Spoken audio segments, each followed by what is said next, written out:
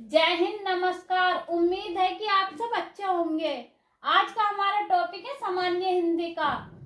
इससे पिछली वीडियो में हमने देखा था होठों की वर्णों की स्थिति उत्पत्ति के आधार पर, जीभ के आधार पर। आज हम जानेंगे होठों की स्थिति के अनुसार वर्णों का वर्गीकरण। तो यह दो भागों में बांटा गया है, व्रतमुखी, अव्रतमुखी।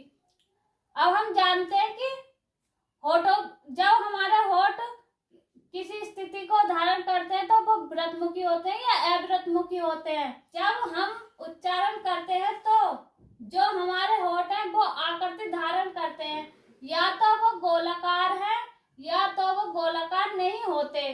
तो जब अगर वो गोलाकार होते हैं तो व्रतमुखी, अगर गोलाकार नहीं होते तो वह अव्रतमुखी होठों की स्थिति धारण वर्गों का वो करते हैं, वर्गों का उच्चारण करते टाइम। अब जान लेते हैं व्रतमुखी और अव्रतमुखी। तो पहला हम अव्रतमुखी की बात कर लेते हैं। जिन वर्णों के उच्चारण में हमारे होठ गोलाकार नहीं होते हम उन्हें अव्रतमुखी कहते हैं। और व्रतमुखी की बात कर लेते हैं। जिन वर्णों के उच्चारण में हमारे होठ गोलाकार होते हैं उन्हें हम व्रतमुखी कहते हैं। अब बात कर लेते हैं अव्रतमुखी की। इसमें वर्ण कौन कौन से आते हैं। तो जैसे वर्ण आते हैं इसमें ए, आ, ई, बड़ी ई, री, ए, आए। अव्रतमुखी में आते हैं ऊ, ओ, औ।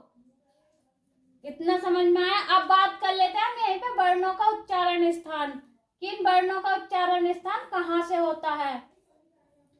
तो अब बात करते हैं वर्णों का उच्चारण स्थान की। तो जैसे उच्चारण स्थान अब वर्ण है हमारे ए या आ, तो इनका उच्चारण स्थान होता है कंठ से। जैसे कि हम बोलकर देखेंगे आ, तो हमें ऐसा महसूस हो रही है कि जैसे हमारे गले से आवाज आ रही है। और आ, तो इसलिए हम इसका उच्चारण स्थान कंठ को मानते हैं। अब बात करते हैं हम ई और ई की। तो इसका उच्चारण स्थान होता है तालु से। आप साथ साथ में बोलकर देखिए तो महसूस होगा कि ये बात सही है या गलत है। अब बात करते हैं ऊ, तो इसमें हमारा होठों की स्थिति कैसी हो रही है, इसलिए हम इसका उच्चारण स्थान होता है होस्ट। अब बात करते हैं री की। तो री का होता है मूर्धा। जैसे हम बोलते हैं री, तो ये हमारे ऊपर वाले भाग को छूती है। अब बात करते हैं हम ए या ऐ की। तो इसका उच्चारण स्थान होता है कंठ एवं तालु से। अब बात करते हैं ओ, औ की। तो इसका उच्चारण स्थान होता है कंठ एवं होठ से। अब बात